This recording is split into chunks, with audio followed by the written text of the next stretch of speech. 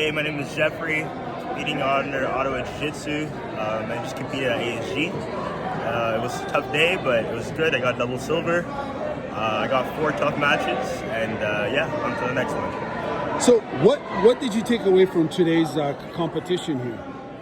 What were your main takeaways? Today was my second competition, purple belt, and I also challenged myself in no-gi, and I fought in an advanced division. And I think the main takeaway is that there's more work to do.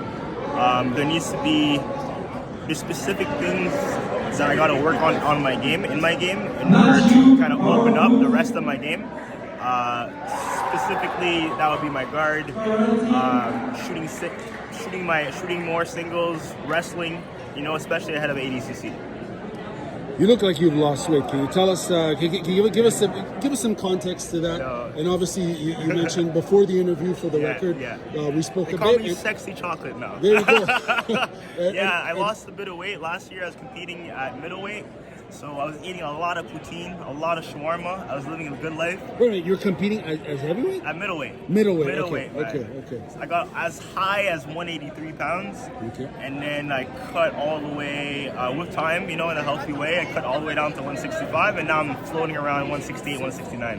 How are you finding the transition from 180 plus to 165? How's that impacted your approach to jiu-jitsu? So I think the main thing is how I move. I feel like I move better at this weight. I'm less strong than I am at middleweight, but I move a lot more fluidly, a lot more quicker. I have more cardio. Also, the competition is different. People at middleweight and lightweight fight a lot differently. At middleweight, people don't pull guard as much on me because I'm a smaller person, and I can kind of utilize my quickness and my strength, basically, which can surprise a little bit a couple people. But at lightweight, I got to be a lot sharper, more decisive, and a lot more quick with the way I operate and execute certain moves. You competed at the Europeans. Tell us about that. Your overall takeaway, what it meant for you to compete there, and give us that summary, please. European was I would say it was a great experience. I obviously, whenever I compete at anything, I want to win. I want to win it all. I want to get the gold. But I won 2 matches with subs, and I lost by decision, close match by the quarterfinals. I'd say that the experience was good. What I learned is that I belong. I think that when you bet on yourself, you fly 5,000 kilometers across the ocean to go fight other people that believe in themselves too, and that you do good. No matter what good looks like for you, you can certainly feel at peace with the fact that you can compete with some people that are some of the best at their belt in the world, right? And obviously I want to win the gold, but just the fact that I was able to go head to head with some of the best people in Europe, some people coming all the way from the States, made me feel really good about my jiu-jitsu, as well as the coaching I've gotten over the years from Brandon and Emra at Ottawa Jiu-Jitsu.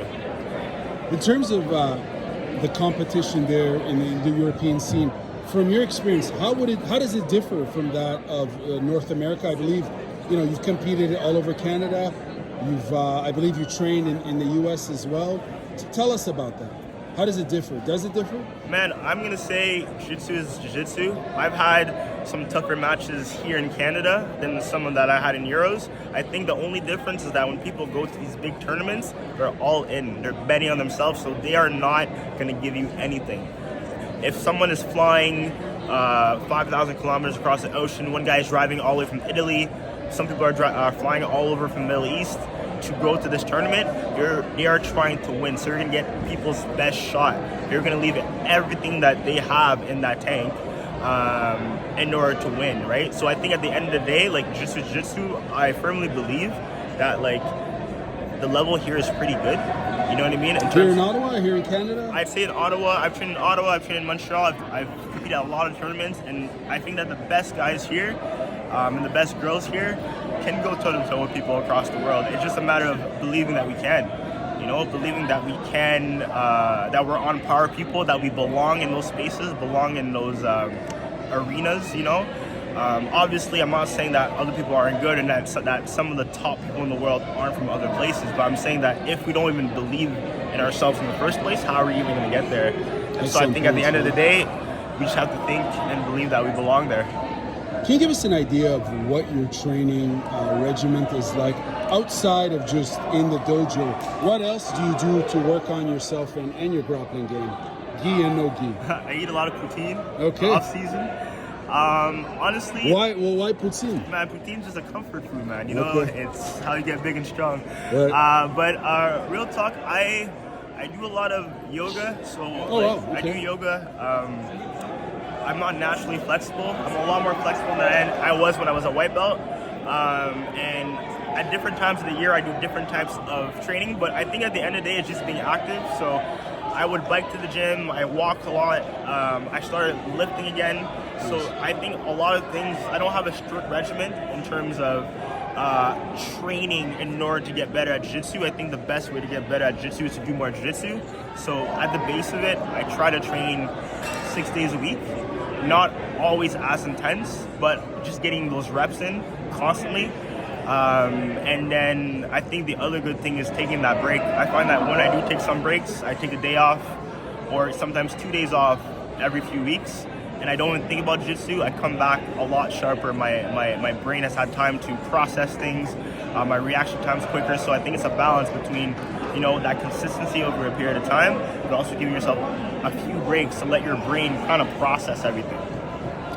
Speaking of the Ottawa scene, you know, you competed here today. There's plenty of people. I believe there's like over 360 something competitors.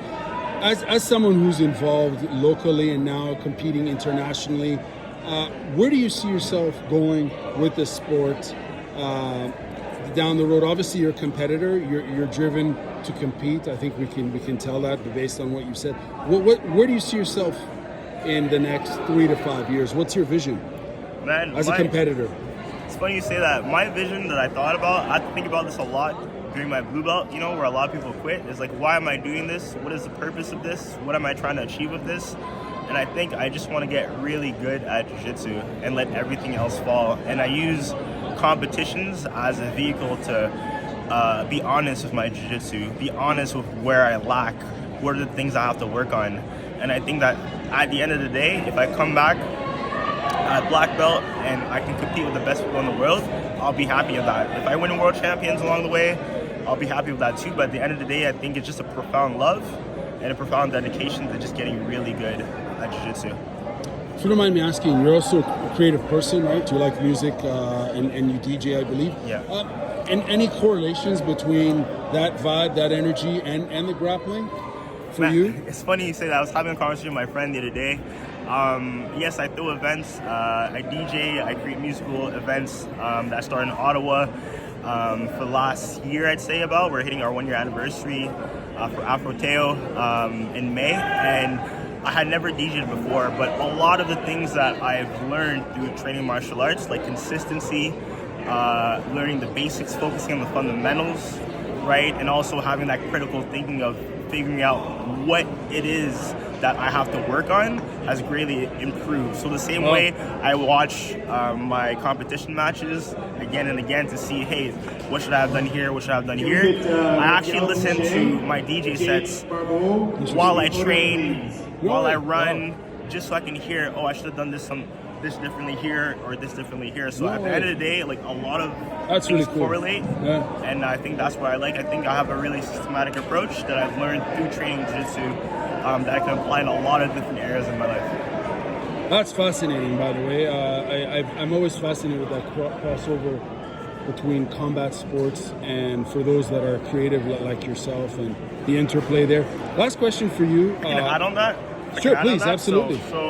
So the other thing that I think, especially with jiu-jitsu, that I find really important is that there's a science to it and then there's an art. So the science is there are specific reactions, specific moves, specific counters to different moves. There's specific procedures in terms of how to get to, let's say, an armbar, how to get to mount, how to pass the guard, right? But there's also an art to it, right?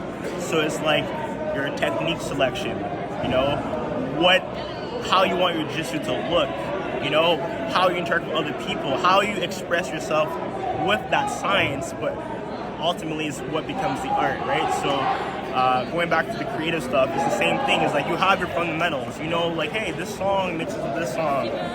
this song, these people like this song. Oh, look at these people, they like this song. Right. But then there's the art piece where it's like, okay, I have these basics, I have this foundation, these fundamentals, but how am I going to express this in a way that's authentic to me? What's that scene like, and what kind of music do you spin? It sounds like it's an eclectic sound. Can you break it down for us and give us an idea of what that series that you run is all about? So Afroteo, the slogan is United Through Rhythm, right? And Afroteo is just basically an initiative to combine African, Caribbean, and Latin cultures. Yep. I traveled a lot in those cultures, being Caribbean myself, and traveling months in Colombia. Yes. And one thing that I really enjoyed of those cultures is that collective, that unity, and people coming together under the umbrella of music to just have a good time. So what we do, which is also really tough, is that we try to combine all these cultures in one room. Instead of having an Afro night, right, a Latin night, a Caribbean night, we try to have a night where everyone can come under one umbrella, united through rhythm. So the challenge is catering to everybody, but also there is a beauty in trying to take that challenge of not, saying, oh, let's do Afro night, let's do a Latin night. Let's take the challenge. Let's figure out how we can develop an experience that everyone wants to be a part of, and that everyone can celebrate this beautiful thing called music. Right on. Last question for you. This is going great. Curious to know, what's the vibe like at your gym? Speak to us on that and how that kind of propels others, because you guys have a big competition team. I believe there's 17 here. I spoke to your coach earlier. 17 people out here from your dojo fighting. Speak to us about your gym and the culture there. Yeah, man. So one thing is I just recently moved to Montreal, so I want to give a shout out to... Oh, you moved to Montreal? Yeah, I did. No way. Wow. But I still train at Ottawa Jiujitsu when I come. Why'd you move to Montreal? I needed a change, okay, and I want to get outside my comfort zone. So, okay, for the events and for the jiu-jitsu, just having a new experience. I never lived in another city until now, and I wanted to take that experience. Were you born in Ottawa? I was born in Ottawa. Okay. So I've been living in Ottawa all my life, so I just wanted to change. Right. Fair enough. I want to give a quick shout out to Carlson, Gracie, and Mizu, which are the gyms I've been training at. Really cool people there that have really embraced me. But in terms of Ottawa Jiu-Jitsu, I can't say enough things about that gym, about Brandon, about Emra, for their dedication and pushing people to compete, pushing people to get outside their comfort zone. When I started training, I competed after a month just off this amazing environment where you are trusted and empowered to go out and fail or succeed, but whatever you do, you will be embraced, you'll be supported by everyone doing it with you. And what I really like about this gym is the culture they built. A training room where you can train really hard. You can really get those reps in, you can challenge yourself, you can push others, other people will push you, but it's also a training room where people take care of themselves, And I've trained in a lot of different gyms. I've trained, across Canada. I train in gyms across Canada. I've trained in the US. I've trained in France now. I've trained in Portugal. I've trained in Colombia, and I keep coming back to the gym, even having moved to Montreal, because I believe in the people. I believe in their dedication to the students, and I believe in their jiu-jitsu. Which what you find really cool with our group is that we can be a small group, a relatively small gym, and we go head to head with some of the top gyms in the city. And when we go compete internationally, whether it be AJP, IBJJF, Emra just recently won Euros, we belong. And I think that's the main thing, man, just having a support, a coach that is completely obsessed with making sure that his students are the best that they can be. And yeah, it's powerful. Right on, man. Well, all the best, and thank you very much for your time. Perfect, man. Thank you.